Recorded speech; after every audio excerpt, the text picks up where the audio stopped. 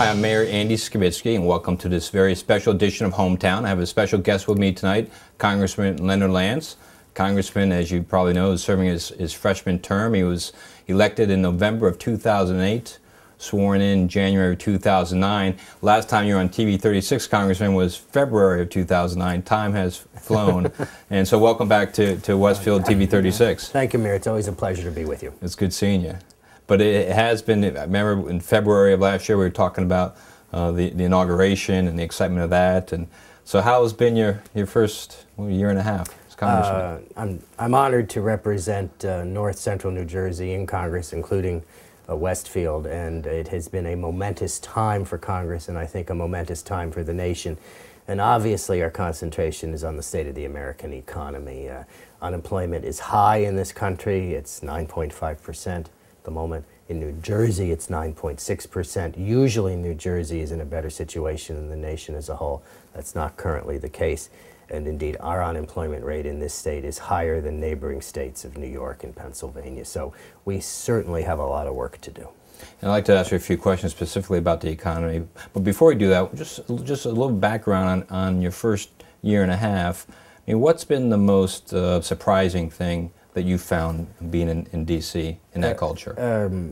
I have had to transition, obviously, from state issues to national and international issues, and it's a great challenge, and I've tried to make sure that I'm up to date on the national and international issues. And not only do we have the issues of the economy, but also there are significant international issues related to the war in Afghanistan, for example, tensions with North Korea and Iran, and I think the transition has been the challenge because I'm now dealing with national and international issues.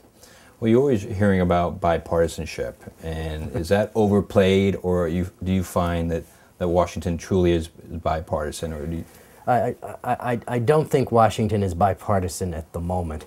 As you know, the President and both houses of Congress are of the same political party, and I prefer a check and balance, and I would hope that moving forward there could be some sort of greater check and balance. The framers of the American Constitution, in my judgment, did a brilliant job in making sure that power was not reposed in one branch exclusively.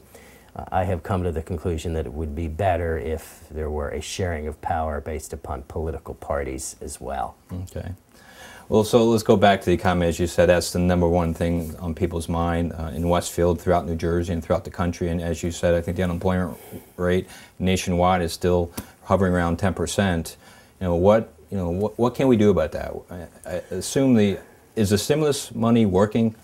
I do not think the stimulus was well targeted, and there were some in my political party, the Republican Party, who didn't favor any stimulus. I was not in that group. I think we needed a stimulus, but I would have had it much more precisely targeted toward employment.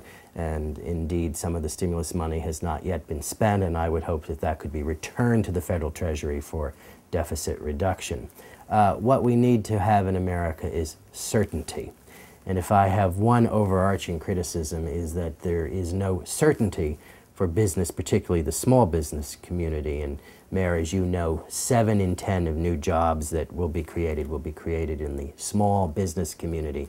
And small business at the moment is uncertain, small business men and small business women, as to what their tax rates will be, how the health care policy will have an impact on their business, and, for example, a new financial regulation bill that has another layer of bureaucracy in regulation.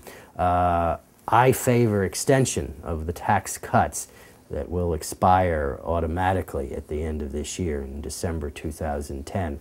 And the fact that the health care bill may cost a great deal of money, I think, makes small business, and indeed all business, uncertain. And what do you think the likelihood of extending the Bush-era tax cuts be? We should be addressing this issue now. We will be back in session in September. I doubt that we will, which means that we will not address it until the lame duck session of the Congress in late November and into December. If Congress does nothing, then the tax cuts expire, both the 2001 and 2003 tax cuts. And Congress doesn't have to do anything, and then those tax cuts simply go away. And I think that would be terrible for the American economy, and certainly it would be damaging to New Jersey, because New Jersey, as you know, pays a great deal more in tax revenue to Washington than we ever get in return. And I think it would be terrible for the creation of small business jobs. Members of the Republican Party favor extension of the tax cuts, but interestingly, there is a growing number of Democrats who want to revisit this issue, having originally said that they did not favor their extension. I'm modestly hopeful that we may get to more Democrats on our side, and I hope by late November or December, perhaps there can be an extension.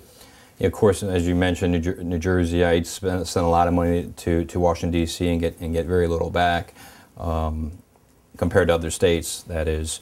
And I read something recently, if those tax cuts do expire, a family making as little as $60,000, $65,000 a year could be paying roughly $1,500 a year more in taxes.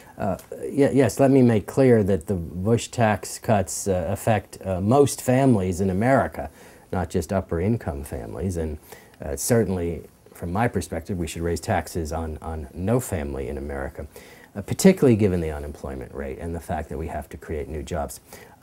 Many small businessmen and women pay their taxes through the 1040 form, through Subchapter S corporations. They pay their taxes through their companies, and they are the engine of job growth in this society. There are big businesses in America, but most of the jobs that will be created come from small business.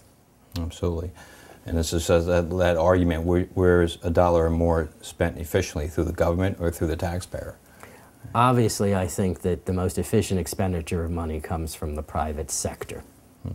And JFK, President Kennedy, I guess, agreed with you as well, because he was in favor of cutting taxes to spur the economy on. President Kennedy said famously that a rising tide raises all boats, and I want to raise all boats in America. We have to get out of this, the greatest recession since the Great Depression.